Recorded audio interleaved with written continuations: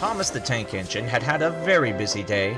As well as his usual passenger runs, he'd taken children on an outing, and helped deliver parcels for Tom Tipper when the post van broke down. It had been hard work, and he had to hurry to get everything done in good time.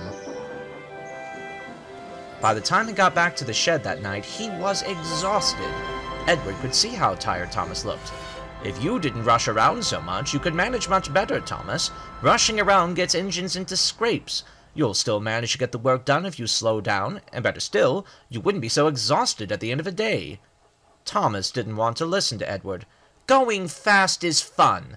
I know you're trying to be kind, Edward, but you don't always know what's best." "Going fast can be fun," agreed Edward, "but sometimes it can lead to trouble." "Stuff and nonsense," said Thomas cheekily, and went to sleep instead. But the next morning, Thomas still felt tired when his driver came to start work. As he set out on the branch line with Annie and Clarabelle, the two coaches seemed heavier than usual. He had to puff as hard as he could when climbing over the hill before the airfield station, and by the time he rolled over the top, he was almost out of puff.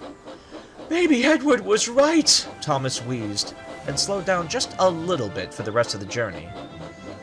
No one seemed to notice, and Thomas still finished his journey right on time. He was pleased. On the return journey to the junction, Thomas continued at the same pace, and he found himself enjoying his run even more. He whistled to people at fences, smiled at the birds in the sky, and even found time to say hello to some cows in the field beside the line.